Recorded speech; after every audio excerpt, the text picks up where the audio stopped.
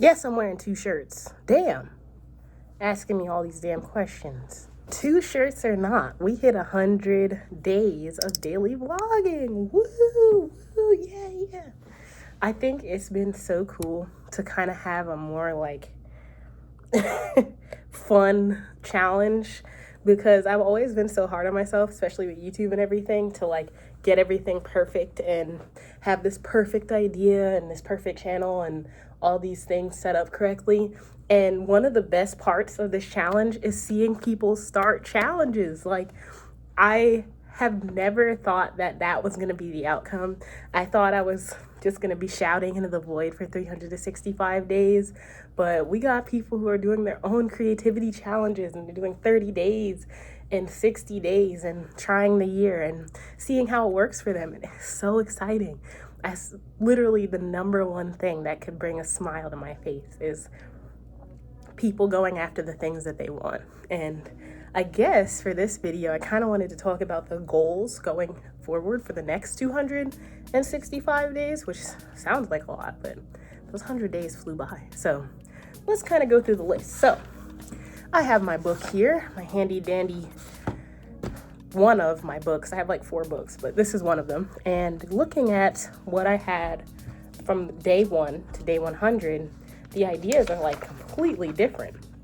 I mean, I went through kind of 2 different idea stages and phases and kind of thinking about what I was going to do. And when I first started this, I was talking about interests. The quote when I first started was, I want it to be the inner workings of my brain, all my hobbies, and where I draw inspiration. So that was it. I had tech, philosophy, photography, travel, music, guitars, digital minimalism, books, setup, pens, pencils, DIY projects, thoughts, TV, instruments, delving into art, studio, all types of stuff. And now looking at my day 100 ideas and like what's actually gotten filtered down, I've kind of been doing more of a daily vlogging, like talking head type style, but I've done some editing too. It's been kind of going that way because that's what interests me. That's what I like to see when I get on YouTube. So I'm kind of going with what feels palatable and right. So there's that. I'm talking about music. The 75 hard, because this is a challenge channel.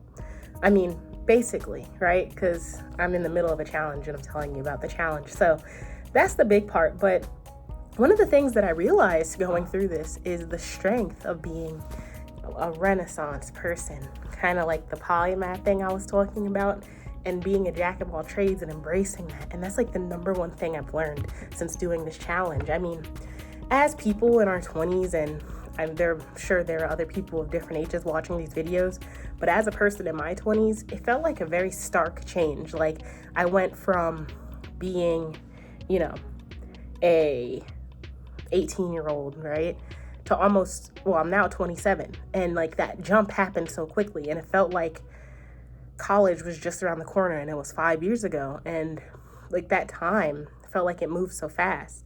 And it felt like the things that I thought I would be doing like didn't happen.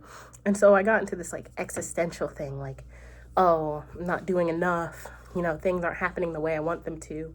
And maybe, I'm wasting time. But none of it was a waste of time. It was all experiences that led me to this point.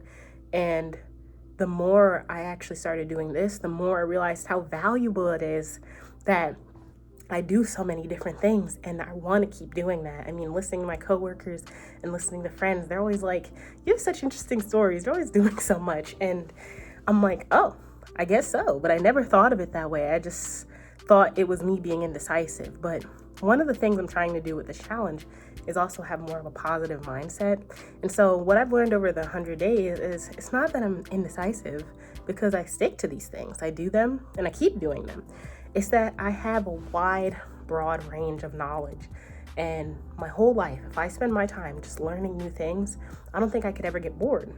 And so doing this challenge and getting to 100 days proved to me that I didn't get bored with it. And that's something I'm really proud of, especially someone with ADHD, with a very, wide kind of view on life, talents, and things that I want to do.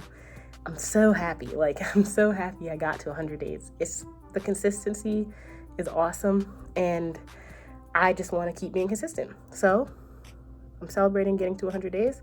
I'm super happy. And if you're starting some challenges, let me know, because I want to hear them and I want to see them and I want to cheer you on as you go through them too. I love that you all have been commenting and talking about the challenges that you're starting, and here's to another 265 days.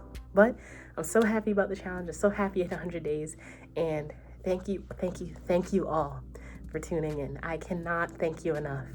Like, it feels like things are finally kind of working together, especially after having a couple hard years, a lot of struggles, a lot of sickness, a lot of everything else.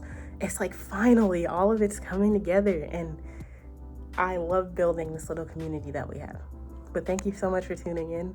I'm so happy, and I'll see you tomorrow.